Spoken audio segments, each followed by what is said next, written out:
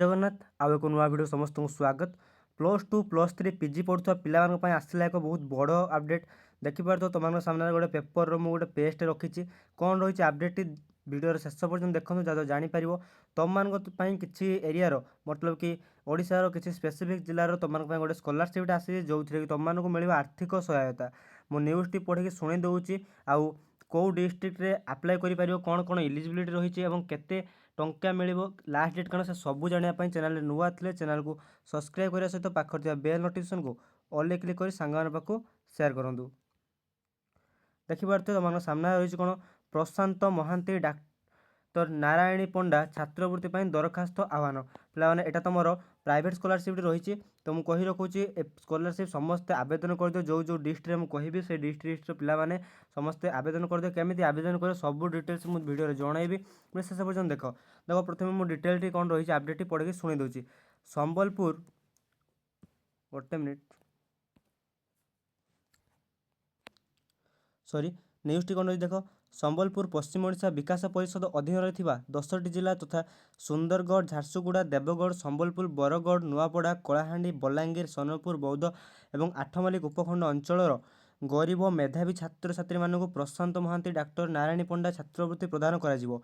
एही वृत्ति पाई युक्त 2 युक्त 3 अर्थात कौन कहला तुम युक्त 2 +2 +3 एवं पीजी श्रेणी में पढ़ुवा एवं 75% ऊर्ध्व मार्क्स रखि मेधावी तथा गरीब छात्र छात्री मैंने आवेदन करेंगे। तो कहला एम इलिजिबिलिटी क्राइटेरिया कौन रहा तुम +2 पढ़ुव +3 पढ़ुव कि पीजी पढ़ुव और तुमने यही जो डिस्ट्रिक्ट कहली मुझे डिस्ट्रिक्ट बिलंग्स करवा दरकार और तुम मार्क्स पूर्व जो एग्जाम भी जहाँ +2 पिला पूर्व एग्जाम था 10th रे सेमती +3 पिला पूर्व एग्जाम कौन अच्छी +2 से सब 75% रु अधिक मार्क रही दरकार।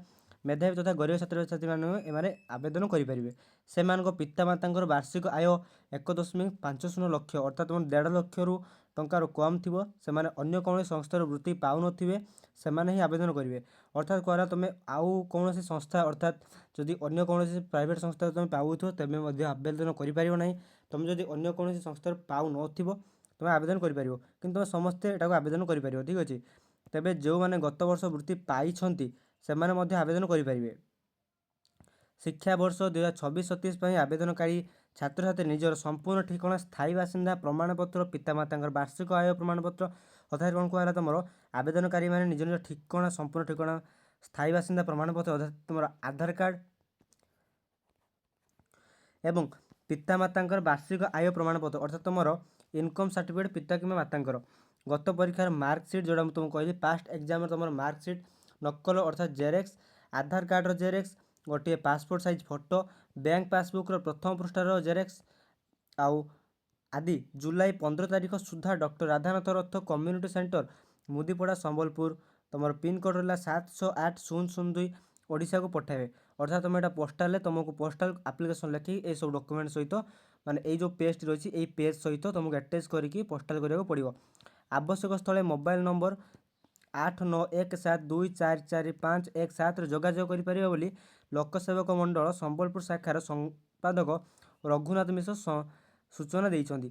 तो तुम डिटेल्स मुझे शुणेदेली आदि इजी वे जानवर अच्छी कौन कौन रही डिटेल्स तुम गोटे पीडीएफ रेडी कर कौन देख प्रशांत महांती डॉक्टर नारायणी पंडा छात्रवृत्ति दरखास्त आवेदन दरखास्त तुम ये किसी तुम दरखास्त तुम स्क्रीनशॉट मान निजे लिखिपार कि टेलीग्राम चैनल तो टेलीग्राम तो VPN कनेक्ट कर चलो कारण नीट एग्जाम टेलीग्राम आम इंडिया बैन अच्छी मुझे गोटे कम करी डिस्क्रिप्शन यार लिंक देदेवी गूगल ड्राइव तुम सेठू डाउनलोड कर नब।